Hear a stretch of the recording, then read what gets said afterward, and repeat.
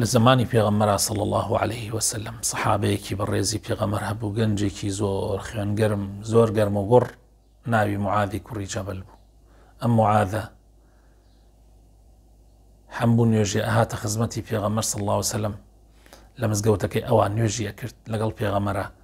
پاشان وڵاخێکی هەبوو، سواری ئەبوو، بە سەریعی بە خێرایی ئەگەڕایەوە بەناو قەومەکەی بۆ مزگەوتەکەی گەڕەکەکەی خۆیان، لەوێ پێش نوێژیشی بە قەومەکەی خۆیان کرد.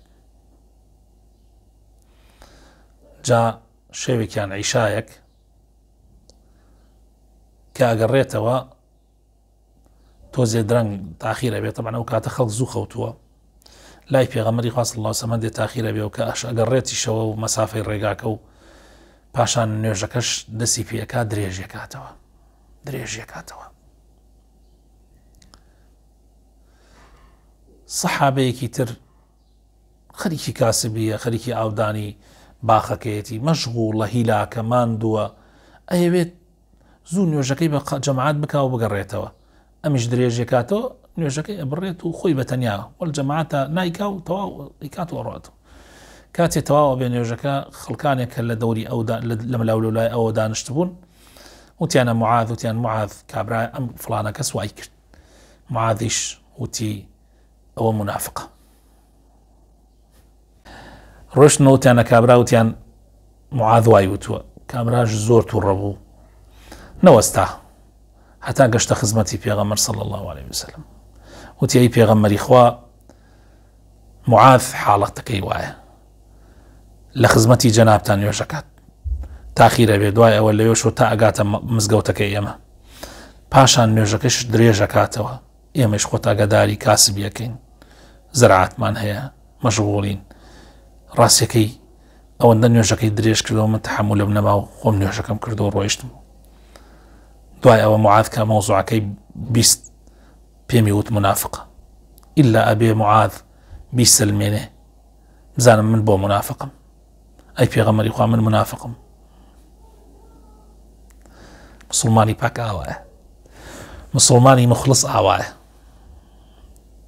چونکە مخلیصە، ئەزانێ کە نیفاق لە دڵیان نییە. پێغەمبەری خوا صلی الله عليه وسلم زۆر بێتاقەتە بێ، زۆر تووڕا بێ. أفرمي معاذ أفتان أنت يا معاذ، أفتان أنت يا معاذ. معاذ تو أبيت معي أوي خلقانك توشي ابتلاء بكي، توشي فتنة بكي.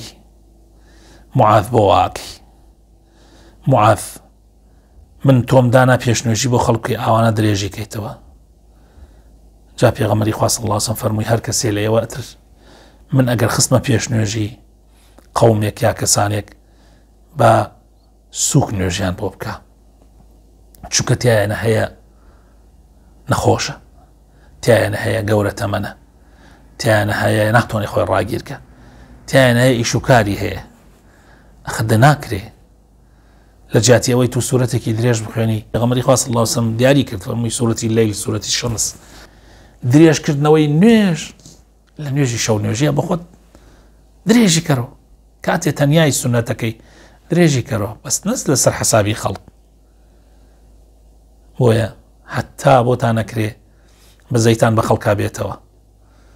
پێغەمبەری خوا صلی الله عليه وسلم ئێمە فێر کردووە کە ئەهلی بەزەی بین، ئەهلی بەزەی بین، لە هەموو شتێکە بیر لە خەڵکی تر بکەین، خۆمان بخێنە شوێنی خەڵک، ئیترە و کاتە هەڵ ناکەین. خوای تەعالی ڕەحمان پێ بکە.